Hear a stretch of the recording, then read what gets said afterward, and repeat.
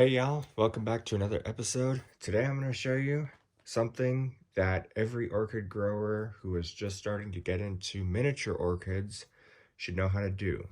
This episode is going to be about mounting miniature orchid on a piece of cork bark. Really simple. All you need are a few things: some twine, some New Zealand sphagnum moss, the orchid, and a little piece of cork bark. So that's all I'm using there. So first, what you want to do, you want to place the orchid on the cork bark in the best possible location. What I like to do is I like to put it in a place where it naturally kind of flows in the direction of how the orchid's growing. So right about there is going to be good for this one. You also want to make sure that it has enough room to grow on the cork piece.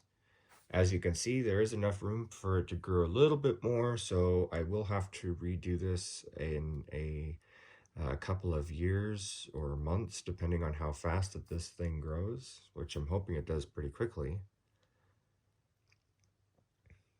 Then what you're going to do, you're going to take some damp New Zealand sphagnum moss,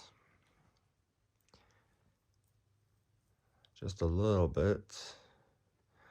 You just want enough to keep the roots moist, but not totally wet. So drain off any of the liquid, any of the water that is in there. Now I'm using RO water, reverse osmosis water. You can use that, you can use rainwater, you can use distilled water.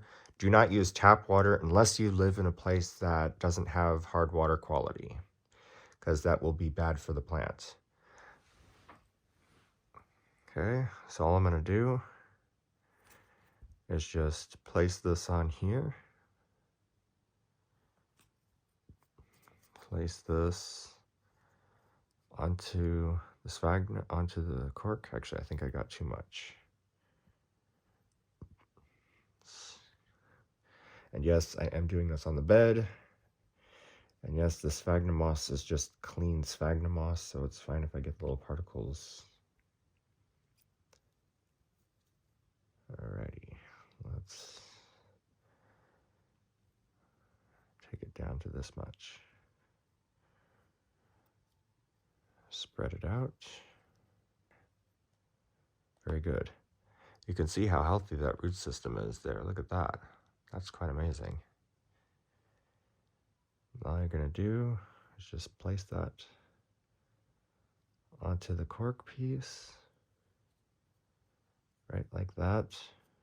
That's it. That is all you do, people. Now take your twine.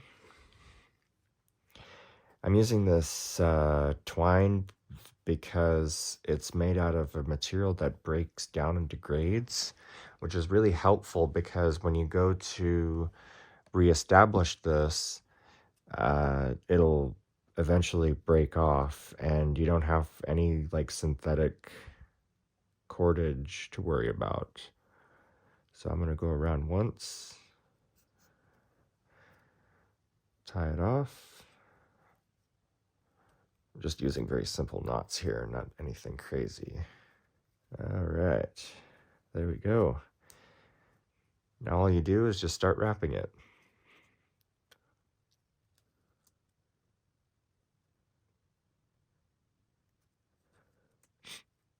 Okay, this looks pretty good so far.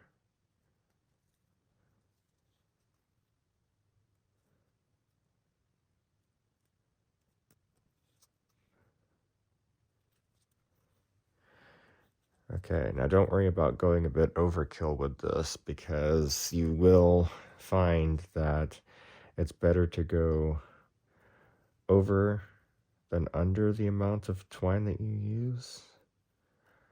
So that's okay. We're going to leave it with that. I'm hoping that does good. Now, ideally, you want to get some scissors, which I should have done beforehand, before I started doing this.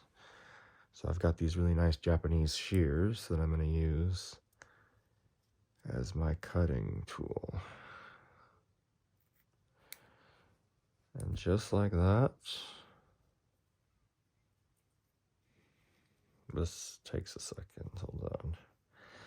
Hold on. I will get it. Ready? Boom. There you go. All done. Now, there's another couple of steps you can add to it. Well, obviously, I would recommend doing this. So you can either drill a hole in the top of it or just place it in a small terrarium to grow out like this. I'm going to drill a hole in the top for a little thing of a hook for it to put in my terrarium for miniature orchids. And then you also want to put the name tag on it. Now I do have a picture of the original plant, so I'm not going to use that, as I'm not going to put a name tag on it right yet. I will do that in the future, but for now, that's it. That's all you got to do. Hope you guys enjoyed. I'll see you on the next one.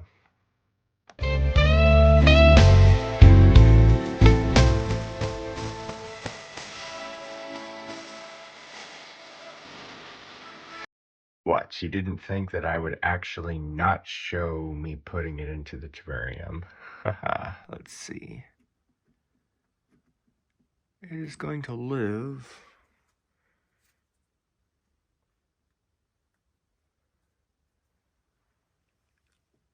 right there.